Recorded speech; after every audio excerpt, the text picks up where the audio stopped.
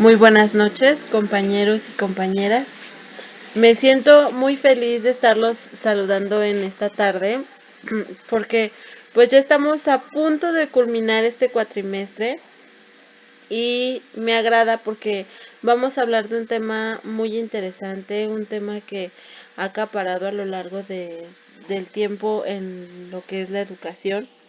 Y fíjense que somos el equipo 2.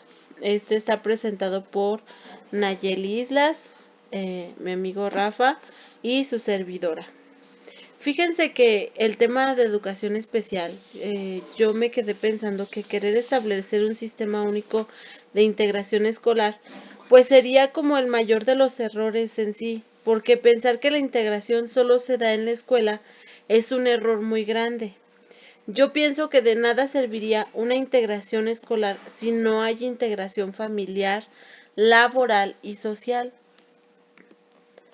Y bueno, en esta tarde les voy a presentar cómo a lo largo del tiempo se ha dado el tema de la educación especial.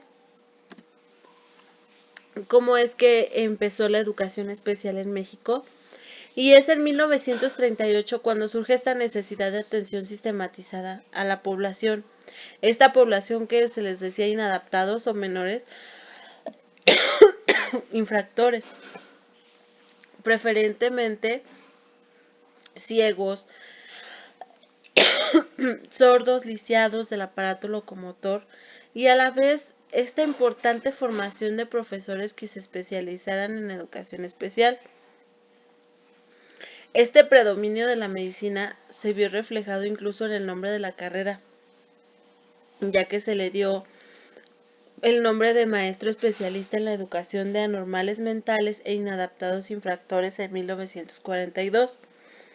El 7 de julio de 1935, la Secretaría de Educación Pública creó el Instituto Médico Pedagógico, más conocido como Parque Lira, que funcionó como un anexo para las prácticas de los alumnos de la Escuela Normal de Especialización.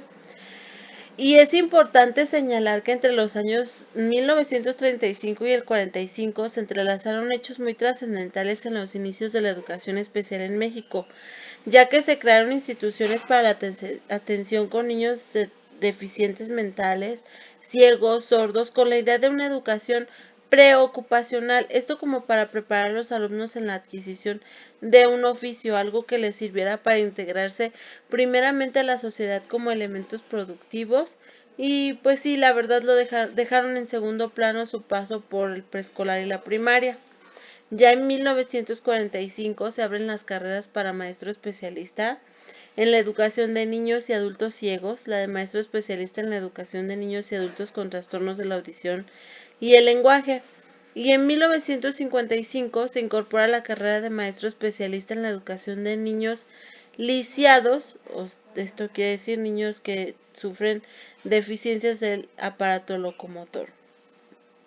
Fíjense que los puntos más importantes de los inicios de la educación especial en México son estos y son los siguientes. En 1962 se separa la Escuela Normal de Especialización del Instituto Médico Pedagógico, iniciándose así el acercamiento más a la psicología. Este es un punto muy importante porque ahora la psicología se encarga del desarrollo cognitivo de la preparación de estos alumnos. En 1960 se fundan las escuelas primarias de perfeccionamiento bajo la premisa de que cada alumno debe ser útil a sí mismo y sobre todo a la sociedad. Entonces se tomaron en cuenta las asignaturas de los programas de español con énfasis en la lectura y la escritura, ciencias naturales, matemáticas y ciencias sociales.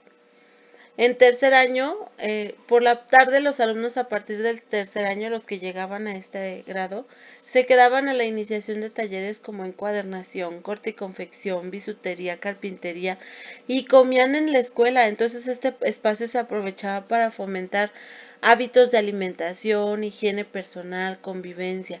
En el 74 se crea la última carrera de maestro especialista en la educación de niños con problemas de aprendizaje, después de una investigación para detectar a los alumnos que no aprendían lo que era la escritura y nociones aritméticas, a pesar de que repetían primero y segundo año de escuela.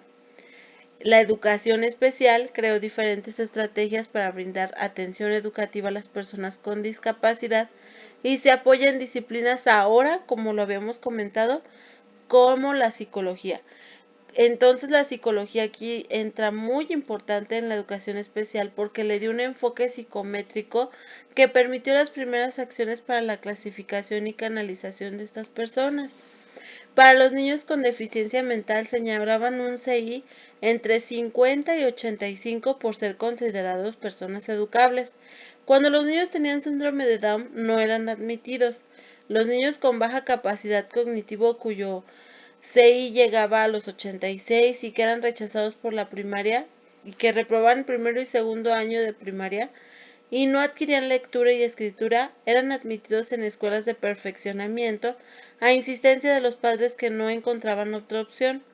Las escuelas primarias de perfeccionamiento dependían de la Coordinación de Educación Especial.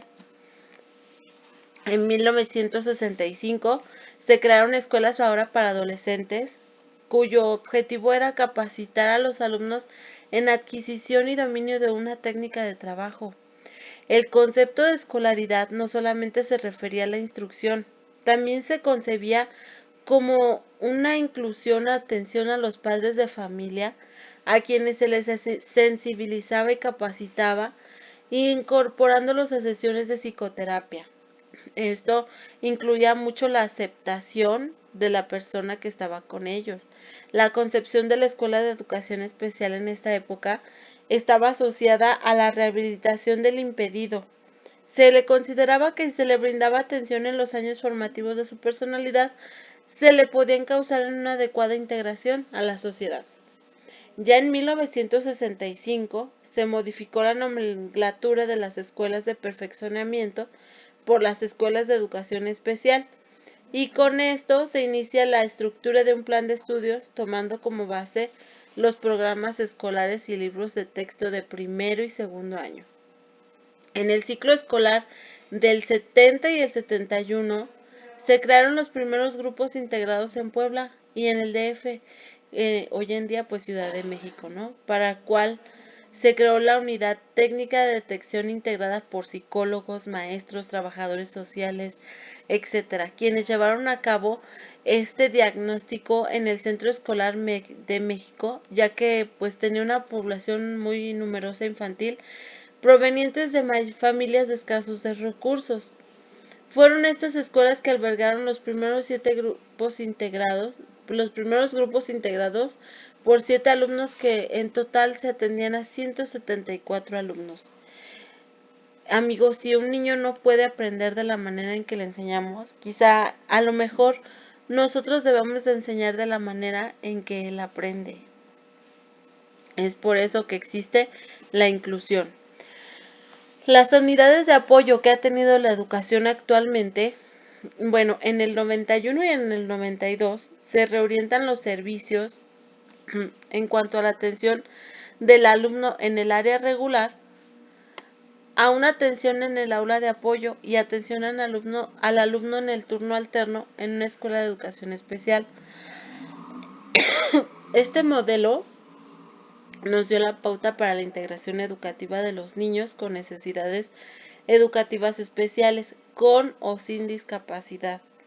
A esto, ¿cómo se le llamó? Maestros USAER.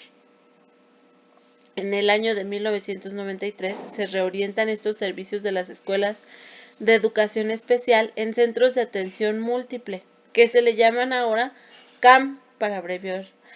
Para atender esto a los niños que tienen diferentes problemas para desplazarse, comunicarse, problemas de conducta, aprendizaje, de adaptación. Y en el CAM se les brinda el apoyo necesario para cuando quieran adquirir determinadas competencias. Así es como se les integra a la escuela primaria regular. A partir del 93, tras la ordenanza de la modificación de la Ley General de Educación del artículo 3 constitucional, así como del artículo 41, se iniciaron una serie de cambios en el sistema educativo. incorporando así la noción de diversidad como uno de los ejes por donde debía transitar el cambio educativo. El artículo modificado a la letra dice, fíjense, la educación especial está destinada a individuos con discapacidades transitorias o definitivas, así como a aquellos con aptitudes sobresalientes. Procurará atender a los educandos de manera adecuada a sus propias condiciones con equidad social, tratándose de menores de edad con discapacidad. Esta educación propiciará su integración a los planteles de educación básica regular. Para quienes no logren esta integración, esta educación procurará la satisfacción de necesidades básicas de aprendizaje para la autónoma convivencia social y productiva. Esta educación incluye orientación a los padres o tutores, así como también a maestros y personal de escuelas de educación básica regular que integren alumnos con necesidades especiales de educación. ¿Cuál es la tarea del docente en este aspecto? Incitar al alumno de educación especial a que se integre a todo su entorno. La escuela entonces como instancia segregacionista.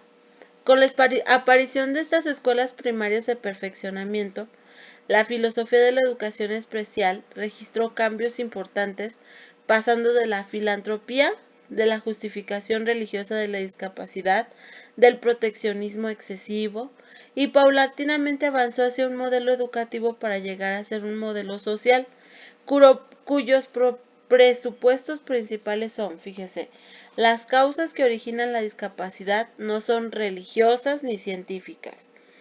El niño discapacitado no le vino la discapacidad porque no hizo la manda a su mamá, no es porque hubo alguna razón científica, alguna razón social, o al menos preponderantemente social. En el modelo social, no son las limitaciones individuales las raíces del problema, sino las limitaciones de la misma sociedad para prestar servicios apropiados y para asegurar adecuadamente que las necesidades de las personas con discapacidad sean también tenidas en cuenta dentro de una organización social. ¿Cómo es que ahora se tienen en cuenta dentro de esta organización social? Por ejemplo, un ejemplo muy pequeño pero muy claro es el de las nuevas rampas para discapacitados. Nuestro sistema educativo utilizaba dos mecanismos de exclusión antes de que hubiera inclusión. 1. Expulsión inmediata del alumno que presentara un problema de conducta considerado como grave. Y 2. Negar la reinscripción al alumno reprobado o que presentaba dificultades en su aprendizaje, su comunicación y en las relaciones con sus compañeros. Esto generalmente pues provocaba que el alumno en su mayoría tuviera una autoestima baja y él mismo se excluyera de la sociedad. Para implementar un modelo de educación de integración educativa en el ciclo escolar 1992-1993 se destacan las siguientes conclusiones. 1. El currículo para la educación especial debe ser flexible, de tal manera que los contenidos de aprendizaje, objetivos, evaluaciones, recursos didácticos y la metodología se adecúen a las necesidades educativas especiales de los educandos. 2. Es necesario que los estados tengan una participación en el foro del Consejo Nacional Técnico de la Educación. Esto para aportar experiencias valiosas de la educación especial, cómo se ha desarrollado en cada una de las entidades federativas. 3. La participación del personal directivo, de asesoría y docente en el programa emergente de actualización del maestro representó una oportunidad de gran trascendencia para la educación especial, al reconocerla en el sistema educativo nacional y marcar la pauta para que a futuro se reconozca la importancia de que los dos subsistemas, el especial y el regular, se aproximen, se junten y exista la inclusión. 4. En el análisis de las experiencias de los estados sobre el modelo de atención al medio rural, se identifica en términos generales una postura de aceptación del proyecto, de las estrategias planteadas y los instrumentos diseñados. Sin embargo, pues en algunas entidades todavía prevalecen interferencias en ese aspecto, sobre todo por recursos económicos. 5. La propuesta de actualización para el maestro de educación especial habla sobre un programa para la modernización de la educación. En el Acuerdo Nacional para la Educación Básica y en el Programa Emergente de Actualización del Maestro, se destaca el compromiso de cada entidad para promover dentro de las acciones de la actualización el trabajo colegiado. ¿Y cuál es el proceso de integración educativa? Primero se detectan las necesidades educativas especiales en el grupo. ¿Cómo se detectan? Por medio de la realización inicial de un diagnóstico. Puede ser por medio de pruebas psicométricas. Llega el psicólogo y aplica las pruebas necesarias. 2. Observación más profunda del maestro del grupo hacia los alumnos que muestran más dificultades para aprender que sus compañeros y adaptarse en su metodología. 2. Evaluación más profunda de estos alumnos detectados. Se hace una evaluación psicopedagógica de los alumnos que continúan mostrando estas dificultades para aprender con la participación de personal de educación especial o diversos especialistas si es necesario. En este caso sería el área de psicopedagogía. Y número 3. Como último, se van a elaborar las adecuaciones curriculares para los alumnos con necesidades educativas especiales. Se necesitan criterios para su elaboración, compensación, autonomía, que busque la funcionalidad del alumno, sociabilidad, significación, variabilidad, preferencias personales, adecuación a la edad cronológica, etc. Hay dos tipos de adecuaciones, fíjense, las adecuaciones de acceso al currículo, que se trata de propiciar las condiciones físicas, la sonoridad, iluminación, accesibilidad, todo de acuerdo al tipo de discapacidad que presente el alumno, y las formas de interacción y de comunicación más favorables para el alumno con necesidades especiales específicas. El otro tipo de adecuaciones son las adecuaciones a los elementos del currículo. Esas modificaciones que se pueden realizar en objetivos, contenidos, criterios y procedimientos de evaluación, actividades y metodologías para atender las diferentes o diferencias del alumno. Una de las acciones que impactó la educación especial de México fue la descentralización administrativa de la educación básica. Perdón. Esto llevó a que los gobiernos de los estados adquieran la responsabilidad técnico-administrativa de sus instituciones educativas, adaptándolas a su realidad y a la propia identidad.